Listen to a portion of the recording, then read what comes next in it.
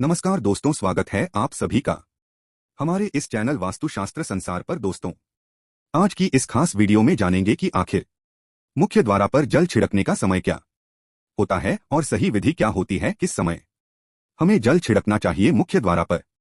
क्या मुख्य द्वार पर जल छिड़कने के लिए स्नान करना जरूरी है या बिना स्नान किया भी मुख्य द्वार पर जल का छिड़काव किया जा सकता है। झाड़ू लगाने से पहले या फिर झाड़ू लगाने के पश्चात जल छिड़कना चाहिए। और एक और प्रश्न आया है कि क्या पीरियड्स में हम अपने घर के मुख्य द्वार पर जल का छिड़काव कर सकते हैं या मुख्य द्वार पर दीपदान कर सकते हैं। और जल से ही जुड़ा हुआ एक और प्रश्न है आपका है कि मंदिर में जो प्रतिदिन हम एक जल रखते हैं उसे जल का हमें क्या करना चाहिए, किस प्रकार प्रयोग करना चाहिए। क्या हम उसे खाने में प्रयोग कर सकते हैं या फिर हम किसी पौधे में डाल सकते हैं। उसे जल का उपयोग किस प्रकार से होना चाहिए। और मुख्य द्वार पर जल छिड़कने से संबंधित आपका अगला प्रश्न है कि कई ऐसे लोग हैं जो कि फ्लैट में रहते हैं, कुछ ऐसे लोग हैं जो कारा के मकान में रहते हैं, एक ही कमरे में रहते हैं, तो उन्हें अपने घर पर मुख्य द्वार पर दीपदान किस प्रकार से करना चाहिए, जल किस प्रकार छिड़कना चाहिए, मतलब वो किस जगह को मुख्य द्वार मानकर वहां पर मुख्य द्वार से जुड़े हुए उपाय करें। तो आज की वीडियो पूरी तरह से आपके प्रश्नों पर ही आधारित है, इसलिए बहुत महत्वपूर्ण है, पूरा जरूर देखिए। और यदि आपको आज की वीडियो अच्छी लगे तो इसे लाइक भी जरूर कीजिए, क्योंकि आपके लाइक, आपके कमेंट्स ही मेरे लिए एकमात्र जरिया है। जींस, मुझे पता चला है कि आपको यह वीडियो अच्छी लगती है और आपके लिए वीडियो उपयोग ही है, तो यदि वीडियो अच्छी लगती है तो लाइक तो जरूर ही किया करें। इसके साथ ही कमेंट बॉक्स में भोलेनाथ के नाम का जयकारा भी जरूर लगे, इससे आपको पॉजिटिव ऊर्जा की प्रताप होती है। और यदि तो अब जानते हैं कि मुख्य द्वार पर जल छिड़कने का सही समय क्या होता है और सही विधि क्या होती है, तो देखिए, यदि आप मुख्य द्वार पर जल छिड़कते हैं तो को ध्यान रखना है कि जल एक दिन पहले ही, मतलब रात को सोने से पहले, एक पत्र में कोई भी आप पत्र सकते हैं, जैसे कि आप एक तांबे का भी पत्र ले सकते हैं। तांबे का ना हो तो आप पीतल का ले सकते हैं, स्टील का ले सकते हैं, चांदी का ले सकते हैं, जो भी पत्र आपके पास उपलब्ध हो। एक लोट में थोड़ा सा गंगा जल डाल दीजिए और उसके ऊपर शुद्ध जल भर दीजिए। और हाँ, गंगा जल ना हो तो भी परेशान होने की आवश्यकता नहीं है, सिर्फ शुद्ध जल से भी आप पत्र को भर सकते हैं। जल से भरे पत्र को अपने घर की रसोई में रख दीजिए। अब जैसे कि आप अगले दिन सुबह उठकर इस जल का छिड़काव अपने घर के मुख्य द्वार पर करेंगे। अब बहुत से भक्तों के प्रश्न आए हैं कि क्या हम स्नान से पहले ये जल चीर सकते हैं या फिर स्नान करना जरूरी है। देखिए, मुख्य द्वार पर जो सुबह सवेरे सबसे पहले जल चिड़ा जाता है, जैसे कि जो रसोई में रखा हुआ जल होता है, ये एक तरीके से उपाय तौर पर किया जाता है। घर में किसी भी प्रकार की परेशानी हो, किसी भी प्रकार के दुख दर्द राहत हो, गरीबी हो या फिर कलर क्लेश, बहुत अधिक राहत है, मतलब किसी भी प्रकार की नेगेटिव ऊर्जा से आप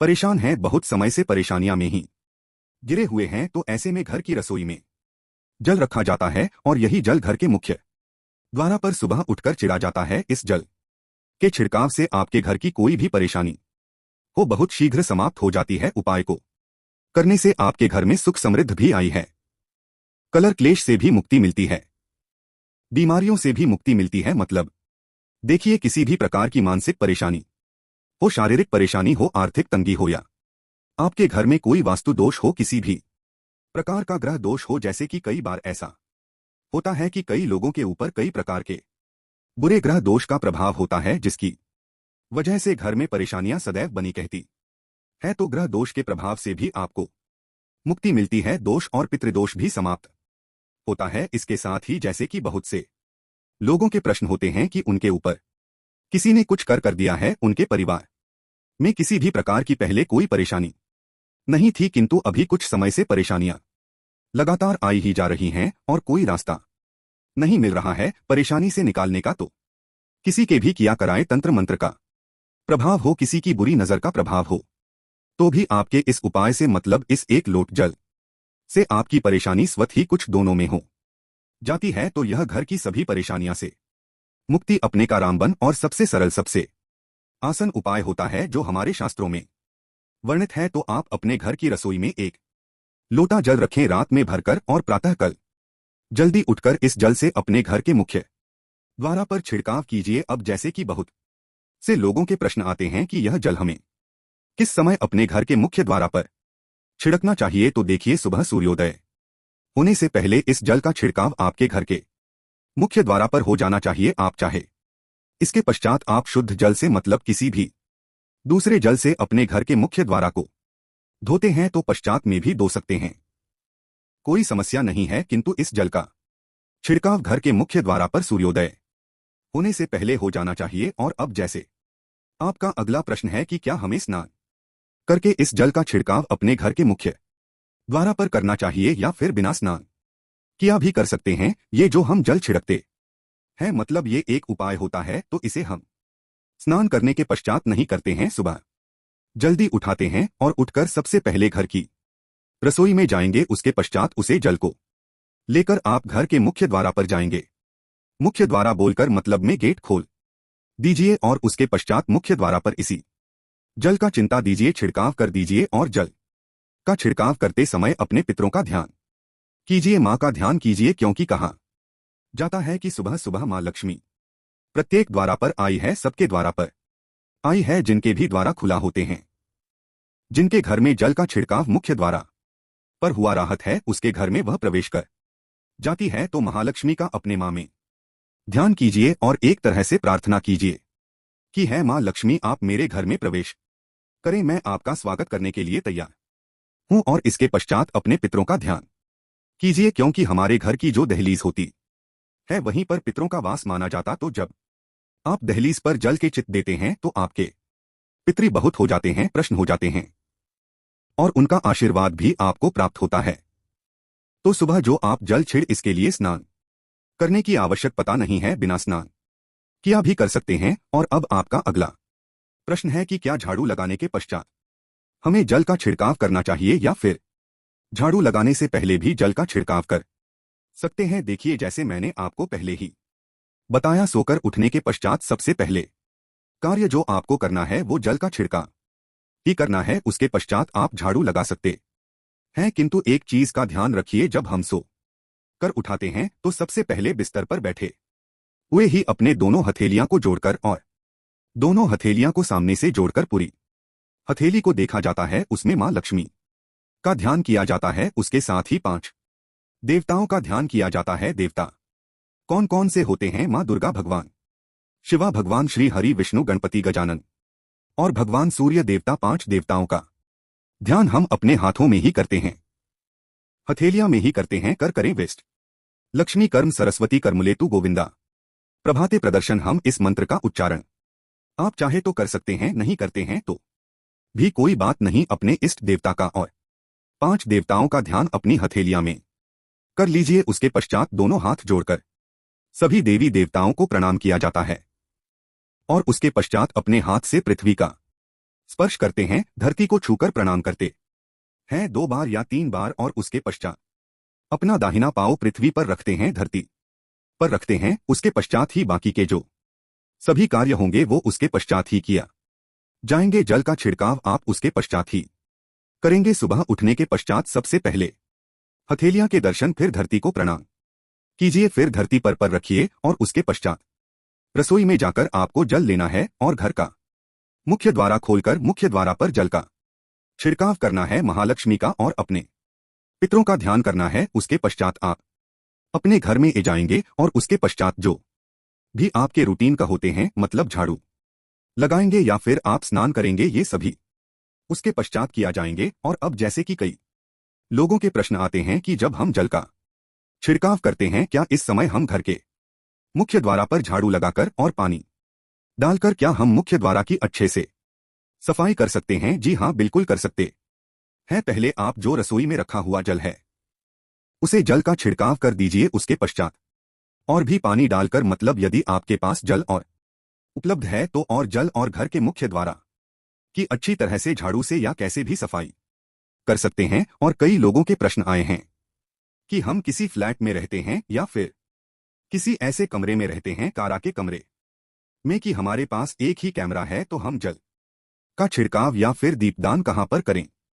किसी हम अपना मुख्य द्वारा मैन देखिए, जो आपका अपना कैमरा है या फिर जो फ्लैट है आपका जहां पर आपका ने लेट लगा हुआ है, आप इस स्थान पर दीप दान करेंगे और इस स्थान पर आपको जल का छिड़काव करना है। मतलब जहां पर आपका यदि एक ही कमरे का मकान है तो आपके कमरे का जो दरवाजा है वहीं पर आपको थोड़ा सा जल छिड़कना है और वहीं पर आप दीप दान भी करेंगे। जो कि मुख्य द्वारा से जुड़े हुए उपाय होते हैं वो आप अपने घर के मतलब जो अपना कैमरा है उसके बिल्कुल दरवाजे के पास ही करेंगे। और आपका अगला प्रश्न है कि क्या पीरियड्स में हम अपने घर के मुख्य द्वारा पर जल का छिड़काव कर सकते हैं, दीप दान कर सकते हैं? देखिए, जल का छिड़काव करने के लिए पीरियड्स हो या ना हो उसे कोई फर्क नहीं पड़ता, आप जल का छिड़काव कर सकते हैं। रही बात दीपदान की, तो दीपदान देखिए कार्मिक पूजा में जाता है और कार्मिक पूजा हम बिना शुद्ध हुए नहीं कर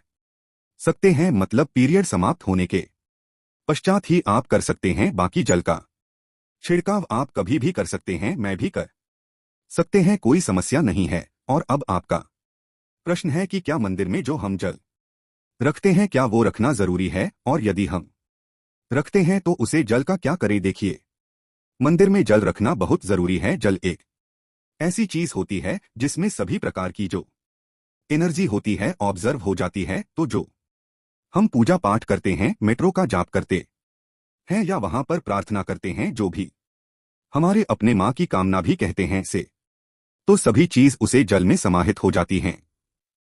इसलिए पूजा करने से पहले घर के मंदिर में एक लोटा जल रखा जाता है और उसके पश्चात दीपदान मतलब एक दीपक प्रज्वलित कर दिया जाता है। यह अग्नि और जल का एक तरह से बैलेंस भी हो जाता है और इसलिए शास्त्रों के अनुसार घर के मंदिर में एक लोटा जल भी सदैव होना चाहिए और दीपक भी प्रज्वलित करना चाहिए। तो अब इस जल का करना क्या चाहिए? देखिए, हम जल रखते हैं सुबह की पूजा में रखते हैं, मतलब सुबह जो हम पूजा करते हैं प्रातःकालीन पूजा, उसे समय जल रखा जाता है और वो जल हम अगले दिन उठाते हैं।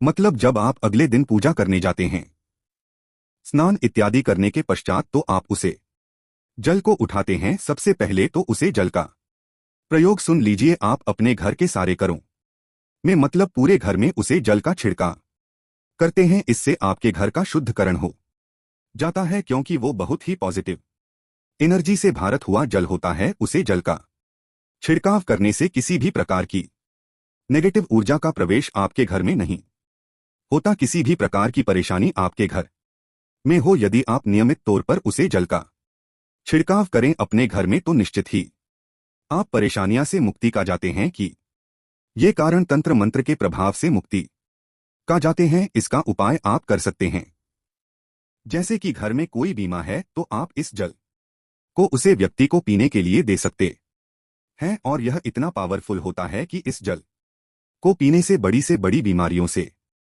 मतलब लंबी बीमारियों से भी धीरे धीरे राहत मिलने का जाती है। कई बार होता है ना कि आप लोगों के प्रश्न आते हैं कि दवाई तो हम कर रहे हैं किंतु दवाई हमें लगती ही नहीं है, दवाई का कोई प्रभाव ही देखने को नहीं मिलता है। तो ऐसे यदि उसे जल को पीने के लिए रोगी को दिया जाए तो बहुत अच्छी दवाइयां कम करने का जाती हैं। और जैसे कि परिवार में यदि बहुत अधिक कल है, क्लेश राहत है, सदैव आपस में सामंजस्य बनता ही नहीं है, आपस में हर बात पर मतभेद होता है, तो परिवार के सभी सदस्य इस जल में से यदि थोड़ा थोड़ा पीते हैं तो धीरे धीरे विचारों में परिवर्तन आने का जाता है, पॉजिटिव विचार सभी के होने का जाते हैं और आपस में समन्वय होने का जाता है। कल है, क्लेश और मतभेद सदैव के लिए समाप्त हो जाता है। और मंदिर में रखे हुए जल का अगला उपाय क्या है? देखिए, यदि आप कोई दुकान करते हैं, कोई व्यापारिक स्थल है आपका, तो प्रतिदिन इसी जल में से थोड़ा सा जल ले जाकर दुकान पर व्यापारिक स्थल पर छिड़काव कीजिए। इससे आपका दुकान आपका कम बहुत अच्छा चला है, मतलब किसी भी प्रकार की परेशानी आपके व्यापारिक स्थल पर नहीं आई है, क्योंकि जैसा मैंने आपको बताया ये जो जल होता है बहुत पावरफुल होता है, बहुत पॉजिटिव होता है। तो इस जल का करने से बहुत सारी परेशानियां हैं स्वाद ही समाप्त हो जाती है। जैसे यदि आपके दुकान पर किसी की नजर लगी है, बहुत से लोगों के प्रश्न आते हैं कि हमारे कम को किसी ने बंद दिया है, मतलब किसी की बुरी नजर ऐसी गई है कि पहले तो दुकान बहुत अच्छी चलती थी, अब नहीं चल रही है, तो आप इस उपाय को कर सकते हैं। निश्चित कि बहुत जल्द ही आपको परेशानियां से मुक्ति मिल जाती है और दिन दुनी रात चौगुनी आपके व्यापार में तरक्की होती है। और है मंदिर में रखे हुए जल को आप अपने घर की रसोई में खाना बनाने में पीने में भी प्रयोग कर सकते हैं, किंतु खाना बनाने में प्रयोग तभी कीजिए जबकि आपके घर में बिल्कुल सात्विक भोजन बनता हो, मतलब लहसुन प्याज यदि आपके घर में बनता हो तो खाना बनाने में इस जल का प्रयोग नहीं किया जा सकता है। फिर आप इस जल को थोड़ा थोड़ा परिवार के सदस्य मिलकर ग्रहण कर सकते हैं और बचे हुए जल को आप अपने घर में पौधों में डाल सकते हैं। तो देखिए, ऐसा नहीं है कि मंदिर पर रखा हुआ जल बेकार होता है, किसी कम का नहीं होता है। बहुत सारे उपयोग इस जल के होते हैं। यदि हम सही तरीके से प्रयोग करें तो अपने जीवन की बहुत सारी परेशानियां का समाधान मंत्र इसे एक लोट जल से हम कर सकते हैं। तो ध्यान रखिए कि मेट्रो से अभिमंत्रित जल बहुत महत्वपूर्ण होता है, बहुत शक्तिशाली होता है और हमारे घर के मंदिर पर रखा हुआ जल देवताओं का आशीर्वाद होता है, क्योंकि पूरे समय वह देवताओं के पास होता है। देवता वहां पर रहते हैं तो उसे जल में हर प्रकार की शक्ति समाहित होती है, जो कि पॉजिटिव शक्तियां होती हैं। और इस जल का प्रयोग यदि हम सही तरीके से करते हैं, मतलब उसको पीने में करते हैं, खाना बनाने में करते हैं, घर में जल का छिड़काव करने में करते हैं, तो इससे हमारी समस्याओं का समाधान होता है। और यदि कोई भी कार्य नियमित तौर पर, मतलब प्रतिदिन किया जाता है, तो उसका हमें लाभ प्राप्त होता है। कभी कभी तो निश्चित ही आपको उतना लाभ दिखाई नहीं देगा, किंतु यदि आप नियम बना लेंगे कि हर रोज इस जल से घर में छिड़काव करना है, घर में प्रत्येक व्यक्ति को थोड़ा थोड़ा पीने के लिए देना है, बचे हुए जल पौधों में डाल दीजिए, दुकान पर चीर दीजिए, अपने घर के व्यापारिक स्थल पर छिड़काव कीजिए, बच्चों की बुक सेल्स में, अपने घर की तिजोरी में, हर जगह इस जल का छिड़काव कीजिए और नियमित तौर पर कीजिए। चमत्कार आपको निश्चित ही देखने को मिलेगा। इसी प्रकार से जो रसोई में रखा हुआ जल होता है, उसका छिड़काव अपने घर के मुख्य द्वार पर कीजिए, तो इसका भी आपको लाभ बहुत ही शीघ्र दिखाई देगा। किंतु इसे अपने रूटीन में शामिल करना होगा, प्रतिदिन नियम से यह कार्य करना होगा, तभी आपको लाभ देखने को मिलेंगे। और हाँ, कई लोगों के प्रश्न आते हैं कि मंदिर पर जो रखा हुआ जल होता है, तो जब हम अगले दिन उठाते हैं तो उसमें कई बार कुछ चीज पच जाती हैं कि कीड़े मकोड़े पद जाते हैं, क्योंकि खुला होता है। तो क्या हम उसे ढक सकते हैं? जी हाँ, बिल्कुल ढक सकते हैं। जब आप पूजा करते हैं सुबह के समय, तो जब तक पूजा कर रहे हैं, जब तक टैटो चरण कर रहे हैं, तब तक जल खुला रखिए और उसके पश्चात जैसे कि आप पूजा पर से उठाते हैं, तो उससे पहले जल को किसी भी प्लेट से या कटोरी से ढक दीजिए। फिर जब आप अगले दिन उसे जल को उठाएंगे तो बिल्कुल शुद्ध और साफ सुथरा जल आपको मिलेगा और उसे जल का प्रयोग आप अपने किसी भी कार्य में कर सकते हैं। आशा है कि आज की इस प्रस्तुति में बताई गई जानकारी आपको अच्छे से समझ आ गई होगी।